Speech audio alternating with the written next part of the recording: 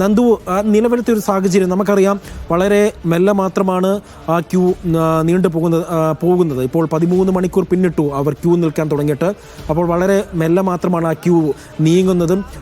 നിലവിലത്തെ ഒരു സാഹചര്യം നിലയ്ക്കലും ഒപ്പം തന്നെ പമ്പയിലും തീർത്ഥാടകരെ തടഞ്ഞു വെച്ചിരിക്കുകയാണ്. ഇവരെ എപ്പോൾ മുതലായിരിക്കും ശബരിമലയിലേക്ക് കയറ്റിവിടുക? അജി, നിലവിൽ പമ്പയിൽ തടഞ്ഞിട്ടുള്ള ആളുകൾക്ക് ഇന്ന് പ്രവേശനം നൽകാനുള്ള സാഹചര്യം തൽക്കാലം ഇല്ല എന്ന് തന്നെ പറയേണ്ടി വരും. കാരണം പമ്പ വരെ, സന്നിധാനം മുതൽ പമ്പ വരെ നീണ്ടുകിടക്കുന്ന പാതയിലാകെ ഭക്തർ തിങ്ങി നിറഞ്ഞു നിൽക്കുകയാണ്. ഇതിൽ കൂടെ ഇനിയും പമ്പയിൽ നിന്ന് ആളുകളെ കയറ്റി വെച്ച് കഴിഞ്ഞാൽ കൂടുതൽ തിരക്കുണ്ടാകാനും അത് സ്ഥിതി കൂടുതൽ വഷളാക്കാനും നടക്കാതെ എങ്കിലും ഒരു 7 മണി 8 മണി വരെയൊക്കെ നോക്കി സുഗമമായ രീതിയിൽ ക്യൂ മുന്നോട്ട് പോകുന്നുണ്ടെങ്കിൽ മാത്രമേ ആളുകളെ ഇനി കയറ്റി വിടാൻ കഴിയുകയുള്ളൂ. അങ്ങനെയാണെങ്കിൽ പോലും 11 മണി വരെ ക്ഷേത്രം തുറന്നിരിക്കുകയുള്ളൂ. അതിനുള്ളിൽ അവർക്ക് ദർശനം നടത്തി മടങ്ങാൻ കഴിയുമോ എന്നുള്ള കാര്യം സംശയമാണ്. അങ്ങനെയെങ്കിൽ കാത്തിരിപ്പിന്റെ അളവ്, കാത്തിരിപ്പിന്റെ സമയം എഴുതുക എന്ന് തന്നെയാകും അത് പിന്നിലുള്ള ഒരു കാര്യം. അതോടൊപ്പം പമ്പ വഴി മാത്രമല്ല ഇവിടേക്ക് ആളുകൾ എത്തുന്നത്, എരുമേലി വഴിയും വണ്ടിപ്പെരിയാറിലെ സത്രം വഴിയും കാനനപാത വഴി തീർത്ഥാടകർ ഇവിടേക്ക് എത്തുന്നുണ്ട്. അങ്ങനെ നോക്കിയാൽ 1 മണിക്ക് അവിടെ പ്രവേശിച്ച ആളുകൾ പോലും ഇനി വൈകുന്നേരത്തോടെ കൂടി മാത്രമേ ഇവിടേക്ക് എത്തുകയുള്ളൂ. അങ്ങനെയുള്ളവരെ കൂടി മടം കെട്ടി അല്ലെങ്കിൽ തടഞ്ഞു നിർത്തിയാൽ മാത്രമേ ഇപ്പോഴുള്ള ഈ വലിയ ജനക്കൂട്ടത്തെ ഒഴിവാക്കാൻ അല്ലെങ്കിൽ അവരെ നിയന്ത്രിച്ച് ദർശനം നടത്തി മടക്കി അയക്കാൻ കഴിയുകയുള്ളൂ എന്നാണ് പറയുന്നത്. ഈ വണ്ടിപ്പെരിയാർ വഴിയും അതോടൊപ്പം എരുമേലി വഴിയും കടന്നെത്തുന്ന ആളുകളുടെ എണ്ണത്തെ സംബന്ധിച്ച് ഇപ്പോഴും ആശയക്കുഴപ്പം നിലനിൽക്കുന്നുണ്ട്. കൃത്യമായ രീതിയിൽ കണക്കോടെ അല്ലെങ്കിൽ സ്പോട്ട് ബുക്കിംഗിന്റെ കാര്യത്തിൽ ഒരു തരത്തിലുള്ള നിയന്ത്രണവും ഇന്ന് രാവിലെ വരെ ഉണ്ടായിരുന്നില്ല. അതുകൊണ്ട് തന്നെ എത്ര ആളുകൾ സ്പോട്ട് ബുക്കിംഗ് ചെയ്തിട്ടുണ്ട് എന്ന കാര്യത്തിൽ പോലും ഇപ്പോഴും വ്യക്തതയില്ല. അങ്ങനെയെങ്കിൽ ഇന്ന് രാത്രി കനത്ത തിരക്കായിരിക്കും സന്നിധാനത്ത് അനുഭവപ്പെടുക എന്നുള്ള കാര്യമാണ് പറയാൻ കഴിയുന്നത്.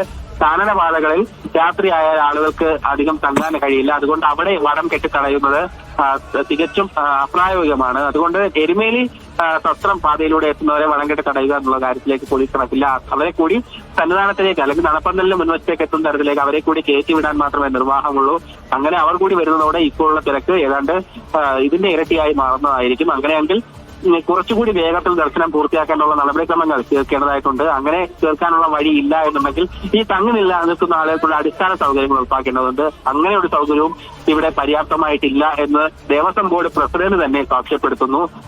ഏതായാലും 2 ദിവസത്തേക്ക് ഇന്നുൾപ്പെടെ ഇന്നും നാളെയുമായി ഇവിടേക്ക് എത്തുന്ന ആളുകളുടെ അളവ് അല്ലെങ്കിൽ സംഖ്യ നിയന്ത്രിച്ചാൽ മാത്രമേ സുഗമമായ രീതിയിൽ ഇപ്പോൾ ഇവിടെ തങ്ങി നിൽക്കുന്ന ഭക്തർക്ക് ദർശനം നടത്തി മടങ്ങി പോകാനാവുകയുള്ളൂ. നന്ദു, അവിടെ വേറൊരു പ്രശ്നം കൂടി ഉണ്ടല്ലോ. ഇപ്പോൾ ഈ ദർശനം നടത്തി കഴിഞ്ഞിട്ടും തീർത്ഥാടകർ പെട്ടെന്ന് തന്നെ മലയിറങ്ങില്ല.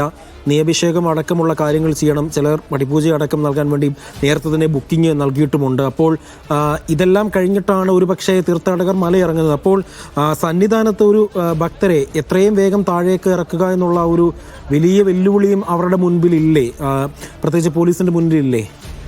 തീർച്ചയായും അജി, ഇന്ന് ഉച്ച മുതൽ തന്നെ ഈ സന്നിധാനത്ത് തങ്ങുന്ന നെയ്യഭിഷേകത്തിനും അല്ലെങ്കിൽ മറ്റ് പൂജകൾക്കും വഴിപാടുകൾക്കുമായി സന്നിധാനത്ത് തങ്ങുന്ന ആളുകളുടെ അല്ലെങ്കിൽ കൂടുതൽ സമയം തീർത്ഥാടകർ തങ്ങാതിരിക്കാനുള്ള മുൻകരുതലുകളൊക്കെ പോലീസ് സ്വീകരിച്ചിട്ടുണ്ട്. അതിന്റെ ഭാഗമായി തന്നെയാണ് ഇപ്പോൾ ഞാൻ മുമ്പ് പറഞ്ഞ പോലെ മെല്ലെ ആണെങ്കിൽ പോലും ഇപ്പോഴൊന്ന് ക്യൂ നീങ്ങി തുടങ്ങിയത്. അല്ലെങ്കിൽ ആ ക്യൂ അതുപോലെ തന്നെ നിന്നേനെ.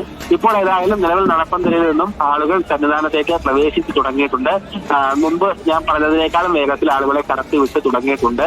എങ്കിൽ പോലും ഞാൻ അല്പം മുമ്പ് പറഞ്ഞ സാഹചര്യം, അതായത് വിവിധ വഴി കാനനപാതകളിൽ കൂടി ഉൾപ്പെടെ ഭക്തർ വീണ്ടും പമ്പയിലേക്ക് എത്തുകയാണെങ്കിൽ ഇവിടെ കൂടി നിൽക്കുന്ന ഇത്രയധികം ആളുകൾക്കൊപ്പം അവർ കൂടി ചേരുമ്പോഴേക്കും തിരക്ക് ഇരട്ടിക്കാനുള്ള ഒരു സാധ്യതയുണ്ട്. അങ്ങനെയെങ്കിൽ അല്പം ഇന്ന് രാവിലെയൊക്കെ അനുഭവപ്പെട്ടതുപോലെ കനത്ത തിക്കും തിരക്കും അനുഭവപ്പെടാനുള്ള സാഹചര്യമുണ്ട്. അവർക്ക് കുടിവെള്ള വിതരണവും ലഘുഭക്ഷണ വിതരണവും നിലവിൽ കുറച്ചുകൂടി കാര്യക്ഷമതയോടെ നടപ്പാക്കുന്നുണ്ട്. മുൻപ് നമ്മുടെ ദൃശ്യങ്ങളിലൊന്നും അത്തരത്തിലൊരു കാര്യം കാണാൻ കഴിഞ്ഞിരുന്നില്ല. എന്നാൽ ഇപ്പോൾ കുറച്ചുകൂടി കാര്യക്ഷമതയോടെ വോളണ്ടിയേഴ്സിന്റെ പക്കൽ ലഘുഭക്ഷണവും വെള്ളവും ഒക്കെ കൊടുത്തു വിടുന്നുണ്ട്. നടപ്പന്തലിൽ എത്തുന്നവർക്ക് വലിയ ആശ്വാസമാണ് ആ കാര്യം. ഏതായാലും നിലവിൽ നടപ്പന്തലിൽ നിന്നുള്ള ആൾക്കൂട്ടം സന്നിധാനത്തേക്ക് ചലിച്ചു തുടങ്ങിയിട്ടുണ്ട്. ഇനി മരക്കൂട്ടം വരെ നീണ്ടുകിടക്കുന്ന വലിയ ആ ജനസഞ്ചയത്തെ എങ്ങനെ ഇവിടേക്ക് എത്തിക്കും എന്നുള്ള വലിയ വെല്ലുവിളിയാണ് നിലവിൽ പോലീസിന്റെ മുന്നിലുള്ളത്. ആ കാര്യം കൂടി ചെയ്തു കഴിഞ്ഞാൽ താൽക്കാലികമായി ഈ പ്രശ്നം പരിഹരിക്കാനാകും.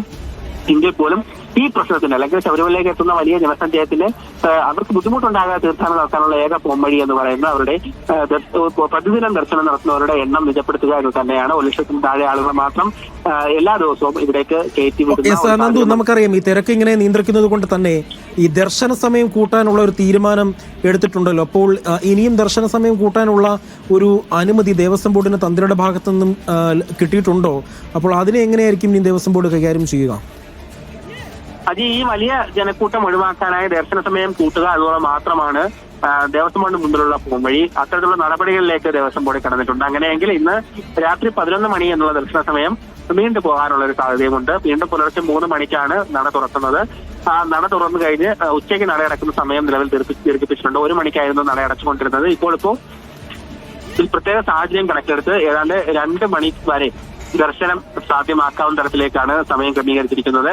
ആ രീതിയിലാണ് ഇന്ന് രാവിലെയും ഇവിടെ തീർത്ഥാടനം നടന്നത്.